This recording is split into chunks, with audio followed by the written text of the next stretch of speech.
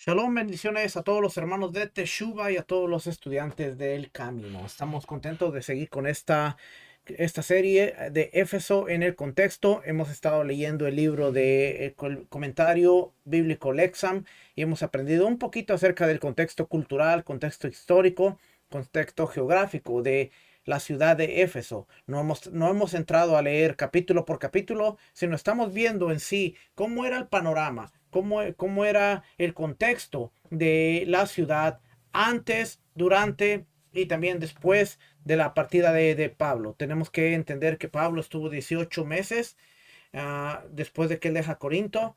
Estuvo 18 meses en la ciudad de Éfeso, estuvo enseñando la Torá, estuvo enseñando el Evangelio.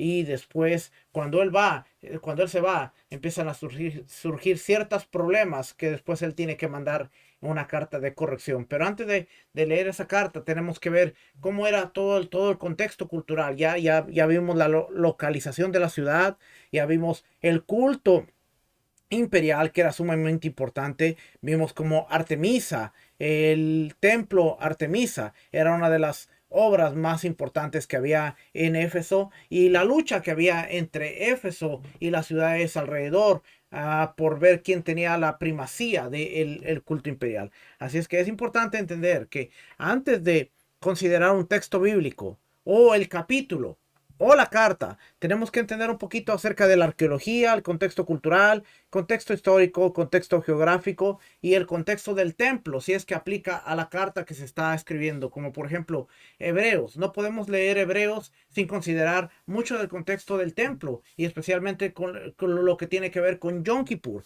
Así es que hoy vamos a estar viendo algo interesante. Vamos a estar viendo acerca de uno de los temas que más se habla dentro de la teología y dentro de los movimientos, que es la guerra espiritual. Pero cuando nosotros consideramos cuál era el contexto de las palabras de Pablo al hablar de guerra espiritual, vamos a entender que quizás esa expresión de Efesios 6, de la armadura y de la guerra espiritual, se ha sacado un poquito de su contexto y se le ha dado una aplicación que no era la aplicación que Pablo quería dar cuando se escribió la carta. Así es que vamos a estar leyendo de el comentario Sonderban, y dice aquí el libro de Éfesos.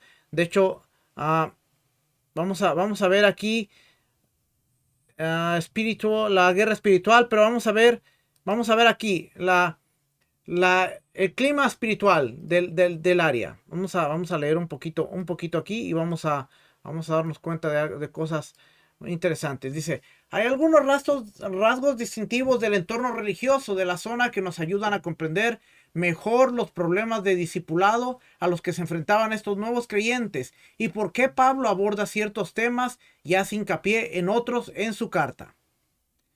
Un entorno religiosamente plural, aunque es más conocida por ser hogar de sagrado del culto de Artemisa. En Éfeso se veneraba hasta 50, oiga bien, en Éfeso se veneraba hasta 50 dioses y diosas más. Artemisa no era la única, se dice 50. Entre ellos se encontraba Zeus, Atenea, Afrodita, Asclepio, Apolo, Dionisio, Demeter, Hecate, Tiché, Teos, Ipsistos, Meter, Orea, Epaístos y también las deidades egipcias Isis, Sarapis también eran populares en la ciudad. Existía una tolerancia religiosa entre la población. De hecho, la gente solía adorar a más de una deidad. Bien importante, porque si nosotros consideramos esto, además del culto imperial, ahora vamos a tener un mayor sentido de lo que estamos leyendo. Lamentablemente, Martín Lutero le dio el título de la Carta Magna a Éfeso, la Carta Magna de la Libertad, cuando realmente está dirigida a un problema que estaba sucediendo ahí. Y Pablo no está trayendo una libertad a la Torá, sino está anclando a la Torá para que les dé la libertad de vivir en un mundo en donde había todo este culto a dioses extraños, había culto al César, pero para que los creyentes en el Mesías ahora se anclaran de la Torá y tuvieran un estilo de vida diferente que no los llevara hacia lo que era común dentro de la ciudad. Entonces, vamos a ver por aquí. Sarapis, ya leímos esa parte. Dice, omnipresente influencia del culto a Artemisa. Artemisa de Éfeso era sin duda la deidad más importante para los habitantes de la ciudad. Su relación con la ciudad se forjó en términos de una relación de alianza dirigida divinamente. Un mes del año llevaba su nombre. Se celebraban los Juegos Olímpicos en su honor, los Artemisia, y el culto era principalmente institución de ahorro y préstamos de toda la religión. El templo de toda la región. El templo de Artemisa fue elogiado por los escritores antiguos como una de las 7 maravillas del mundo antiguo. Ya eso ya lo leímos. Ahora fíjense lo que viene aquí esta partecita porque es interesante. Magia y poderes espirituales. Oiga bien, magia y poderes espirituales. En la antigüedad, Éfeso también era famosa por la magia, el chamanismo y las artes ocultas. La práctica de la magia se basaba en una cosmovisión animista en la que los espíritus buenos y malos, oiga, espíritus buenos y malos intervenían en prácticamente todos los ámbitos de la vida. ¿Cuántos habíamos considerado el contexto social, el contexto religioso de Éfeso antes de entrar al versículo de ponte la armadura porque no tenemos lucha contra carne y sangre, sino contra las huestes? Esto quiere decir ahora que en el trasfondo cultural, social, religioso de los oyentes que iban a escuchar esta carta, para ellos era entendible lo que Pablo escribió. Para nosotros, fuera de la teología, no podemos entender qué era lo que estaba pasando, qué era lo que estaba sucediendo y atribuimos esto a la armadura de Dios y a la guerra, a la guerra espiritual y a reprender y a otras cosas que se han sacado del contexto original. Así es que fíjense lo que dice aquí entonces. La práctica de la magia se basaba en una cosmovisión animista en la que espíritus buenos y malos intervenían en prácticamente todos los ámbitos de la vida. En el antiguo Medio Oriente, así como también en parte del primer siglo, todo era atribuido a una deidad. Los terremotos, las lluvias, el fuego, todo era atribuido a una deidad. Y en el mundo donde no se conocía a Dios, el creador del cielo, sino a otras deidades, había un Dios para la guerra, había un Dios para el mar, había un Dios para los vientos, había un Dios para las tormentas. Así es que todo lo que sucedía era quizás un enojo de Dios, quizás era algo bueno o malo, era poderes buenos o poderes malos que retribuían y afectaban todos los ámbitos de la vida común, de la vida diaria. Para ellos no era tal cosa como, oh, esto sucede por cuestiones de la naturaleza y las cosas que están sucediendo, la presión atmosférica o cosas científicas como hoy se pueden explicar. Para ellos, todo era cuestión de una deidad. Y estamos viendo que dice aquí en los ámbitos de la vida diaria. La magia representaba un medio de aprovechar el poder espiritual a través de rituales, conjuros e invocaciones. Lucas, el escritor Lucas, nos informa que muchos reunieron sus libros de magia y los quemaron después de que el miedo se apoderara de ellos tras el fallido exorcismo de Esceva, un hombre endemoniado. Hechos 19, 17 al 20. Vamos a ver ahí, porque cuando vamos a Hechos 19, Hechos 19 es el contexto de lo que está sucediendo en la ciudad de Éfeso. No podemos olvidar que Hechos 19 nos está dando aquí, fíjense, en el versículo 1, dice, aconteció entre tanto que Apolos estaba en Corinto, Pablo después de recorrer las regiones superiores vino a Éfeso. El capítulo 19 se convierte en el precesor antes de la carta de Éfeso. Y aquí nos va a hablar, versículo 11. Y hacía Dios milagros extraordinarios por mano de Pablo, de tal manera que aún llevaban a los enfermos los paños o delantales de su cuerpo, y las enfermedades se iban de ellos, y los espíritus malos salían. Pero algunos de los judíos, exorcistas, ambulantes, intentaron invocar el nombre del Señor Yeshua sobre los que tenían espíritus malos, diciendo, os conjuro por Yeshua, el que predica Pablo.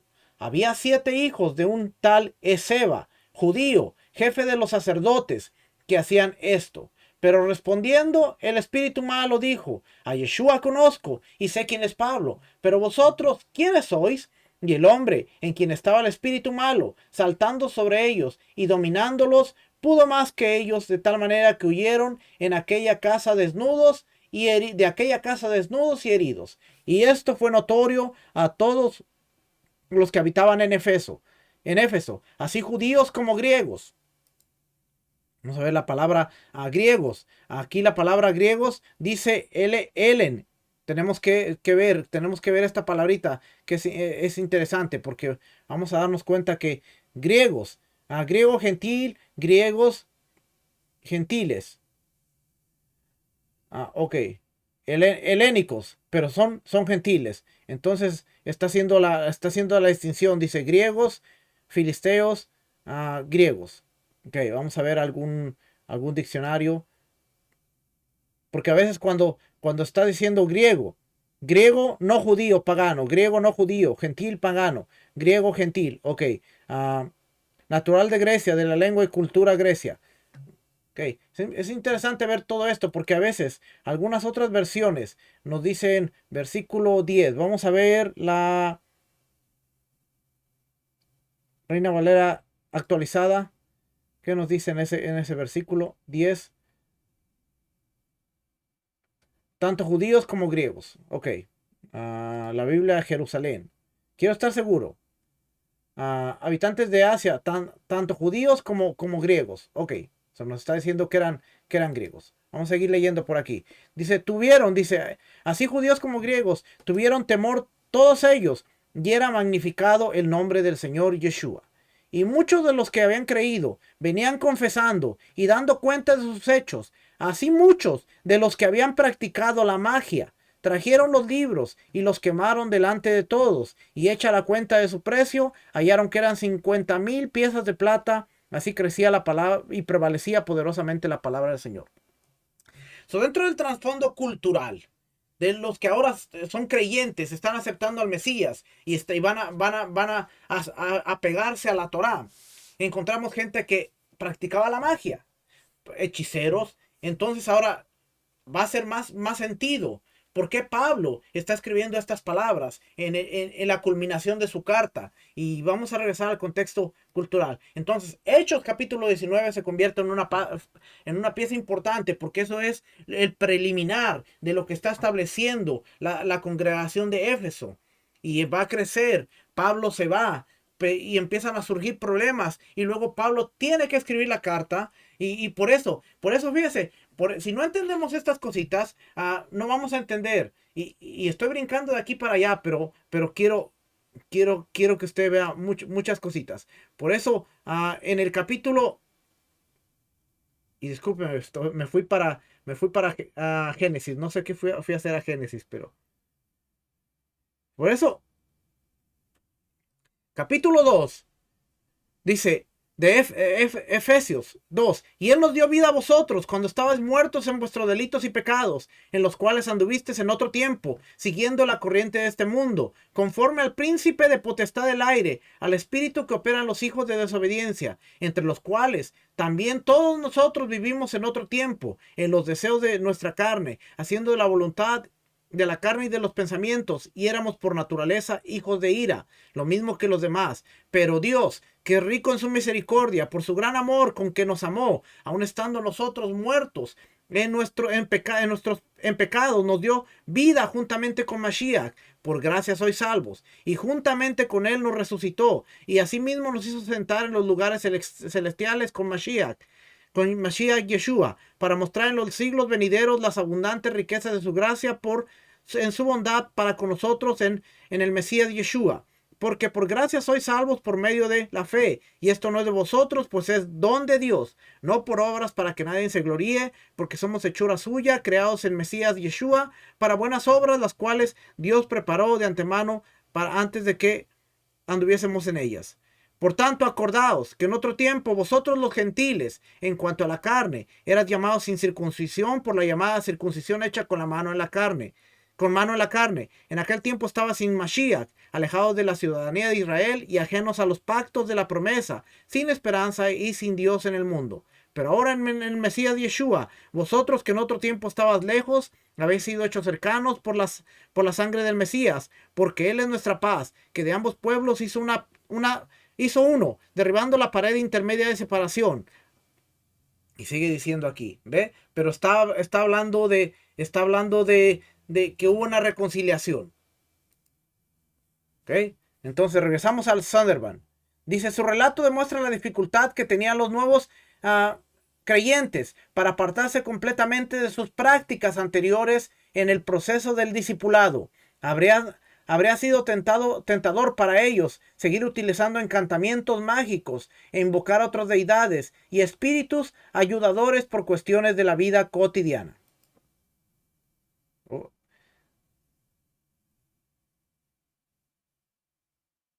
Aquí nos dice, Pablo empezó su ministerio, voy a ir a guerra espiritual, donde vemos aquí. Guerra espiritual. Vamos a ver qué nos dice aquí. La guerra espiritual. Pablo habla más de la lucha de los creyentes con el reino sobrenatural maligno aquí que en ningún otro lugar de sus cartas. Esto puede deberse en gran manera al hecho de que la mayoría de estos creyentes vinieron al Señor con un trasfondo de magia, astrología, brujería, adoración de diosas y varios cultos de misterio. Tenemos que darnos la tarea de escudriñar qué son los cultos de misterio.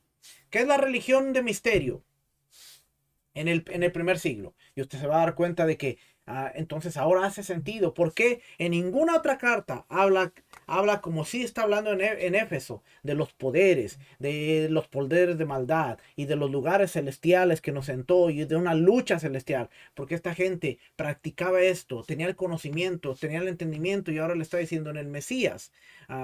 Las cosas son diferentes. Ahora, espero que usted esté entendiendo por qué es importante estudiar el contexto cultural de todo esto. Porque si no, tomamos el capítulo 6, versículo 10 en adelante, y nos ponemos la armadura y empezamos a reprender y empezamos a hablar cuando realmente estas palabras tenían un contexto y tenían una aplicación en el tiempo en el que fue escrita la carta. Dice aquí, Pablo prepara ahora a estos creyentes para resistir la continua obra hostil de los poderes de las tinieblas. Sed fuertes en el Señor, les dice el capítulo 6, versículo 10. El énfasis de este mandato no reside en la forma verbal del dinamis, sé fuerte, sino en el Señor.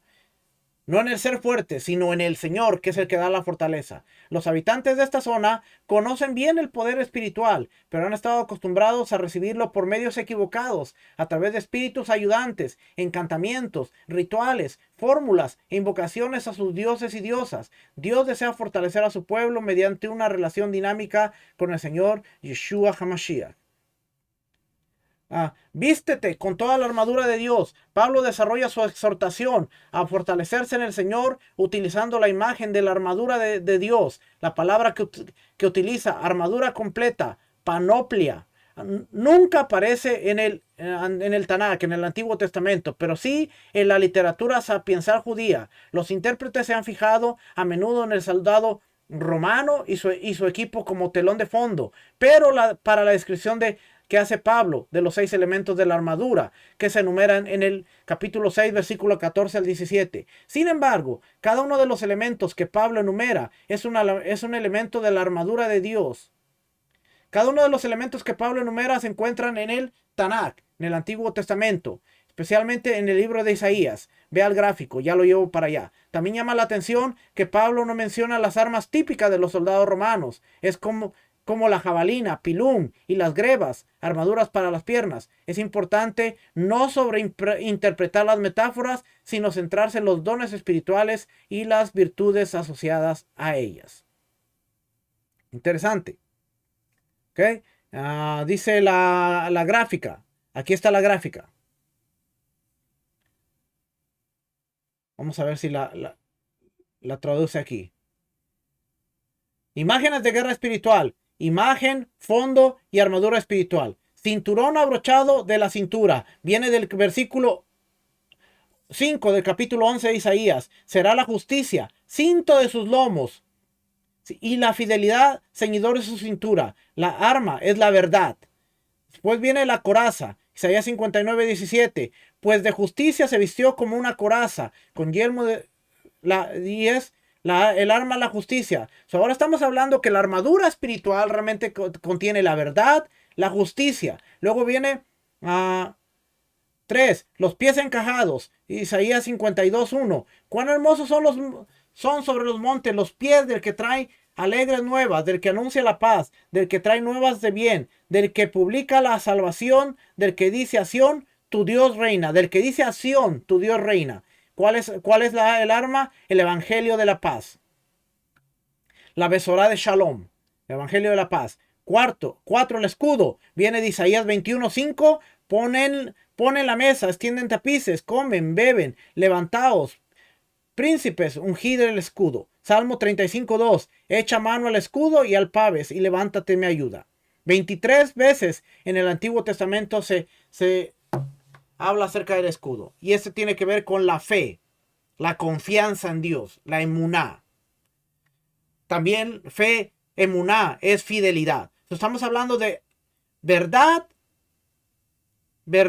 justicia, el evangelio de Shalom y la fidelidad. Y después el casco. Isaías 59:17. Se vistió como una coraza con yelmo de la salvación. Salvación. Yeshua. Y la espada. Isaías 49:2. Puso en mi boca como una espada aguda. Me cubrió con la sombra de su mano y me puso saeta bruñida. Que es 178 veces aparece en la Biblia hebrea, en el Antiguo Testamento. Y esto es el Espíritu, la oración del Espíritu, la palabra de Dios. ¿Qué es realmente la armadura? La verdad, la justicia, el evangelio del Shalom, la fidelidad, salvación a través de Yeshua y la palabra de Dios que viene a través de la oración del Espíritu. Eso es lo que está hablando. Dice aquí, contra los poderes de este mundo de las tinieblas, para su tercera expresión en esta lista de poderes, Pablo utiliza una palabra que no aparece en ninguna otra parte del Nuevo Testamento, ni de la Septuaginta, el término cosmocratores, literalmente traducido poderes del mundo. La palabra aparece sin embargo en los papiros mágicos griegos, usada para los dioses Helios, Ra, Hermes y Sarapis. Eso quiere decir que está conectada con una palabra que no aparece en ningún otro lugar del Nuevo Testamento, pero sí aparece en los papiros mágicos de la religión griega y egipcia, y en algunos textos astrológicos, usada para los planetas, y en una inscripción romana donde se refiere a los dioses Sarapis y Mitra. El término también se utiliza en un texto mágico judío donde se refiere a los poderes astrales demoníacos del zodiaco que afligen a las personas de diversas maneras. Por lo tanto, la palabra es conocida tanto por los lectores gentiles como por los judíos. Es posible que Pablo pretenda que esta palabra se entienda con su interpretación de la Artemisa Efesia y de los demás dioses y diosas adorados en esta ciudad. Lejos de ser deidades benéficas o útiles, debe considerarse espíritus malignos de este mundo tenebroso. Eso cambia el contexto de toda la carta. Y vamos a terminar con este comentario que me pareció interesante. Este comentario se llama comentario Lexan. Efesian, de Lexam, de Efesio. Dice: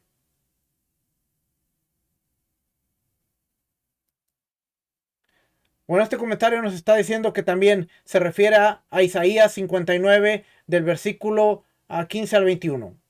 Aquí nos está diciendo, pero entonces, este es el comentario. Este comentario se llama un comentario más mesiánico. El rabino Pablo alumbra a los efesios a caminar con el Mesías Yeshua. Pero lo que quiero llevarlo es aquí donde dice: como se señaló anteriormente, parecía razonable que Shaul se refiriera al equipo utilizado por los omnipresentes soldados romanos de la ciudad de Éfeso.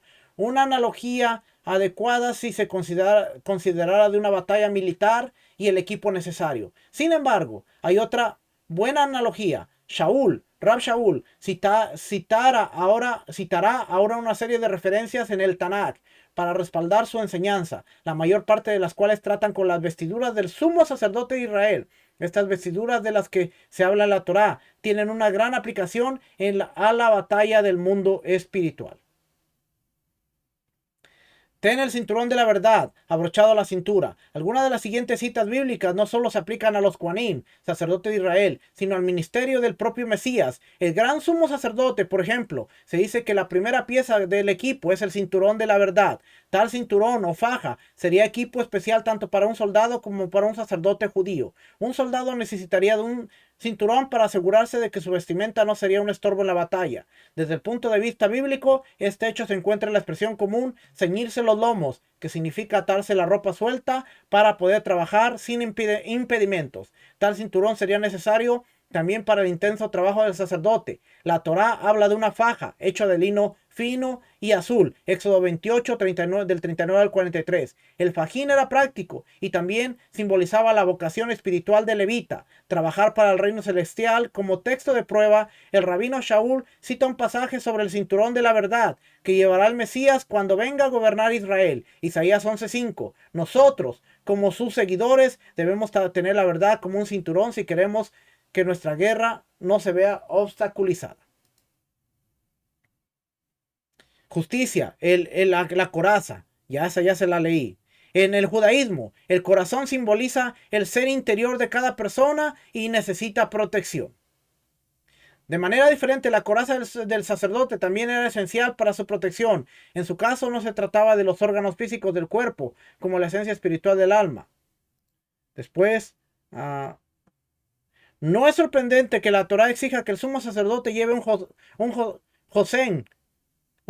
Hoshen, pectoral especial para proteger simbólicamente su corazón mientras ejerce su ministerio. El pectoral era un recordatorio importante de un ministerio crítico del Cohen Gadol. Contenía 12 piedras diferentes que representaban a las 12 tribus de Israel. Éxodo 28 del 15 al 21. El Cohen debía ser siempre un mediador entre Dios y su pueblo, una imagen perfecta del ministerio sacerdotal del Mesías venidero. El rabino cita un versículo del Tanakh que alude a esta coraza y al hecho de que representa el carácter justo del propio Dios. Isaías 59:17. La batalla del espíritu no puede liberarse con una coraza romana, sino que requiere una coraza espiritual representada en el Cohen Hagadol. Cuando los creyentes entramos en la batalla espiritual, necesitamos proteger nuestras almas con la coraza justa de Dios. Los pies, las buenas nuevas de Shalom.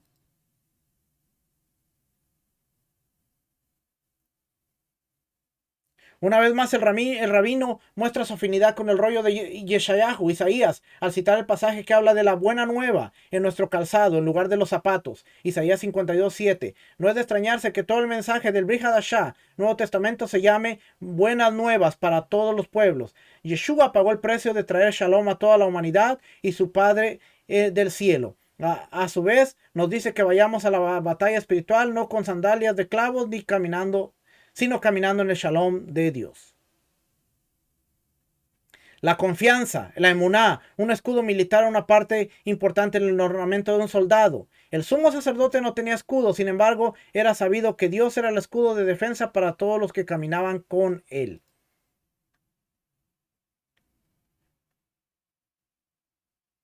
La estrella de 6 puntas, lo que se conoce como el Magen David, denomina en hebreo Magen David, fue una elección apropiada para la bandera del moderno Estado de Israel. El rey David atesoraba el hecho de que Dios mismo era su Magen, era su escudo.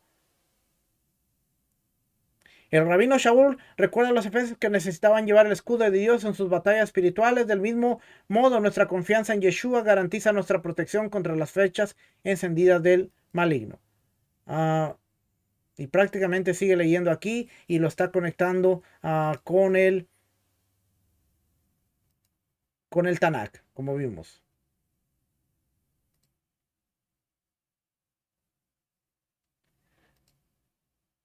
¿Ok?